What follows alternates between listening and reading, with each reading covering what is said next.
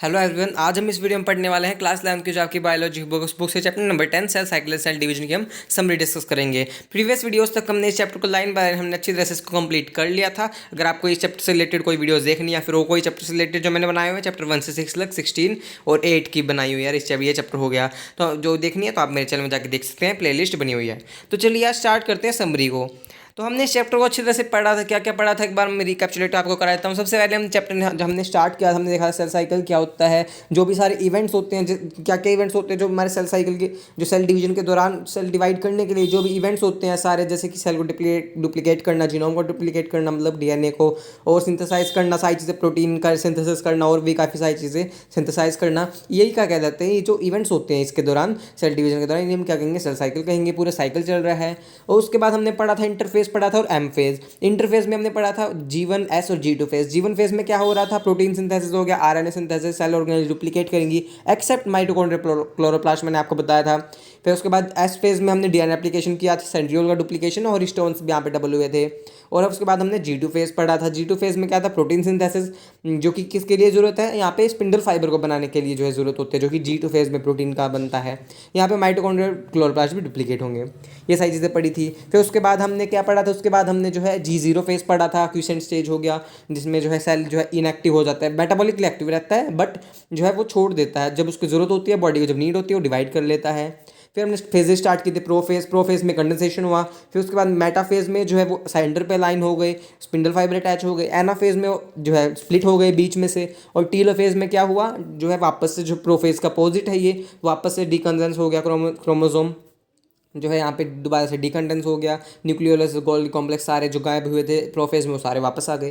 फिर हमने साइटोकाइनेसिस पढ़ा, उसमें ये सारी चीज़ें पढ़ी हमने, किस तरह सेल जो है क्लीवेज फरो बनता है, उसमें सेल वॉल फॉर्मेशन होती है, सेल प्लेट फॉर्मेशन होती है एनिमल्स प्लांट्स में, और एनिमल्स में क्लीवेज फरो बनता है। फिर हमने सिग्निफिकेंस पढ़ा। फिर उसके बाद मियोसिस में हमने सबसे बड़ी जो है लॉन्गेस्ट फेज होती है प्रोफेज वन में, कौन जो है प्रोफेज वन होती है जो लॉन्गेस्ट फेज होती है। लिप्टोटीन जाइगोटीन, लिप्टोटीन में हमने कंडेंसेशन किया, जाइगोटीन में हमने जो है वो chromosome start pairing together, chromosome जो है पेयरिंग करने लगे। पैकाइटिन में हमने क्रॉसिंग ओवर कराई उनके बीच में। डिप्लोटीन में जो एक्स स्ट्रक्चर जो है यहाँ पे जो हमने क्रोमोसोम जो सेपरेट होने लगे जहाँ पे क्रॉसिंग ओवर की साइड पे, लेकिन फिर भी x structure x shaped structure रह गया, जिसे हम क्या कहेंगे कैज़माटा। उसका भी टर्मिनलाइजेशन हो जाता है डायगाइनेसिस में। इसी तरह से हमने meiosis one, anaphase one, telophase one उसी की तरह है, बस इसमें जो है एनाफेज वन में सिस्टर क्रोमैटिड जो आपके उसके साथ ही रहेंगे क्रोमोसोम के, इसमें सिर्फ जो है होमोलोगस क्रोमोसोम सेपरेट होंगी, ये डिफरेंस है माइटोसिस का एनाफेज में, इसमें एनाफेज वन में। ये पढ़ा। उसके बाद मियोसिस टू में सारे जो है एज इट इज जो है माइटोसिस जैसे हैं बिल्कुल, बस इसमें क्रोमैटिड, सिस्टर क्रोमैटिड जो है होमोलोगस क्रोमोसोम ये जो है आ गए, इंक्लूड हो गए, बस वो सारी चीज़ें सेम है।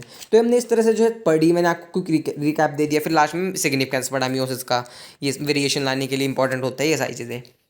तो अब आपको क्लियर हुआ होगा। रिकैप्चुलेट मैंने आपको एक बार करके बता दिया। समरी में किस तरह से लिखा हुआ है ये भी देख लेते हैं, समरी में भी रिकैप्चुलेशन देखते हैं। समरी में जो लिखा हुआ है, समरी जो है इंपॉर्टेंट होती है, कुछ पॉइंट्स होते हैं जो चैप्टर में नहीं दिए होते बट समरी की एंड में दिए होते हैं। जैसे हमने चैप्टर नंबर 8 में देखा था, एक जो आपका पॉइंट जो चैप्टर नंबर 8 में हमने देखा था कि आपका जो एक पॉइंट है, हमने देखा था समरी में कि एक पॉइंट है माइटोकॉन्ड्रिया से रिलेटेड ऑक्सीडेसिव फॉस्फोराइलेशन करता है, ये इसमें हेल्प करता है।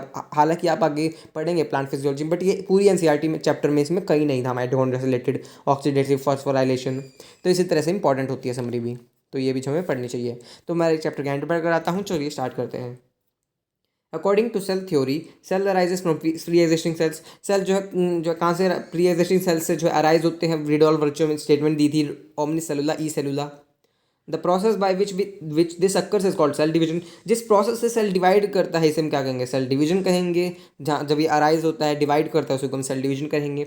Any sexually producing organism start it's life from single celled zygote से, जो सिंगल सेल होता है जो कि उससे जो है स्टार्ट करता है। जब स्पर्म ऑफ यूज़ करते हैं, फर्टिलाइजेशन होती है, जाइगोट बनता है, वो सिंगल सेल होता है, फिर आगे वो डिवाइड करता रहता है, तभी हमें जो है मिलियंस ऑफ सेल्स देखने को मिलते हैं। वो किसकी वजह से होता है, सेल डिवीजन की वजह से। Cell division does not stop with the formation of mature organism but continues throughout its life cycle. Cell division जो ये नहीं कि एक बार हो गया ऑर्गेनिज्म मैच्योर हो गया, उसमें सेल हमने मिलियंस बना दिए तो ये जो है रुक जाएगा, ऐसा नहीं होता। सेल डिवीजन वे कंटिन्यू रहती है, जब भी हमारी बॉडी को ज़रूरत होती है तो ये रिप्लेस होते रहते हैं सेल्स और नए जो है बनते रहते हैं। ये इसका मेन जो है कहना है। बट कुछ में क्या होता है जो है आगे जो है फर्दर डिवाइड नहीं करते, कुछ होते हैं ऐसे, हमने एग्जाम्पल्स पढ़े थे। The stages through which cell passes from one division to the next is called cell cycle.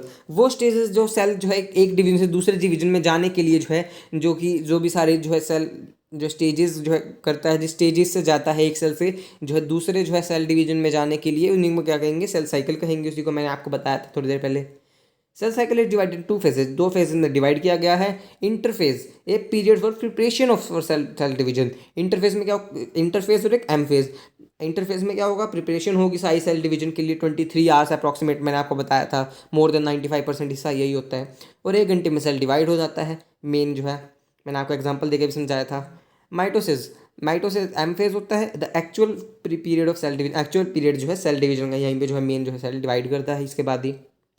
Interfere is further divided into G1 S and G2 phase. आगे जो है इंटरफेस भी आपका जो है डिवाइडेड है G1 S G2 phase. G1 phase is period when cell growth, cell जो है ग्रो करता रहता है, अपनी ग्रोथ करता रहता है, carried out normal metabolism, normal जो है मेटाबॉलिज्म करता है, नॉर्मल जो है चीज़ें करता रहता है, अपने आप को जो है उसके ऑर्गेनाइज जो है डुप्लीकेट करता रहता है, एक्सेप्ट माइटोकॉन्ड्रिया क्लोरोप्लास्ट, ये सारी चीज़ें करता रहता है। बट एस फेज में जो काफ़ी इंपॉर्टेंट चीज़ होती है, most of organise duplication also कर ड्यूरिंग फेज। G1 फेज में ऑर्गेनाइज का डुप्लीकेशन होता है, मोस्ट ऑफ दी, देखिए यहाँ पे लिखा हो मोस्ट ऑफ दी, तो माइटोकॉन्ड्रिया क्लोरोप्लास्ट यहाँ पे नहीं होती, वो एस फेज में, G2 फेज में होती है। S phase mark the phase of DNA replication, chromosome replication. इसमें डीएनए रेप्लिकेशन, क्रोमोसोम रेप्लिकेशन होगा, सेंट्रियोल का भी जो है डुप्लीकेशन होगा, रेप्लिकेशन कह लीजिए, डुप्लीकेशन होगा इसमें। G2 phase is the period of cytoplasmic growth. इसमें क्या होगी, G2 फेज में साइटोप्लाज्मिक जो है ग्रोथ होगी, साइटोप्लाज्म अपनी जो है ग्रोथ बढ़ाएगा।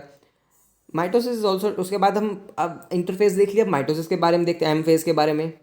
Mitosis is also divided into 4 stages, namely prophase, metaphase, anaphase and telophase. Mitosis के यहाँ पे हमने जो है 4 फर्दर फेजेस में डिवाइड किया है, प्रोफेज हो गया, मेटाफेज, एनाफेज एंड टीलोफेज, ये 4 फेजेस हो गए। क्रोमोसोम कंडेंसेशन अकर ड्यूरिंग प्रोफेज। प्रोफेज में क्या होता है कि जो क्रोमोसोम जो है वो कंडेंस होता है, हमने देखा था सबसे पहले, ये जो है इसमें की पॉइंट्स है कुछ, ये काफ़ी इंपॉर्टेंट है। क्रोमोसोम क्या होता है, कंडेंसेशन होता है प्रोफेज के दौरान। Simultaneously centriole move to the opposite poles, ये जो है अपोजिट पोल की तरफ जो है जाने लगते हैं। न्यूक्लियर एनवलप और न्यूक्लियस डिसअपियर हो जाते हैं यहाँ से, और स्पिंडल फाइबर जो है अपीयरिंग जो है स्टार्ट हो जाते हैं, एस्टर्स से जो निकलते हैं, एस्टर्स बनते हैं जिससे क्या निकलते हैं, स्पिंडल फाइबर्स बनते हैं, यहाँ पे अभी हमें दिखने स्टार्ट हो जाते हैं।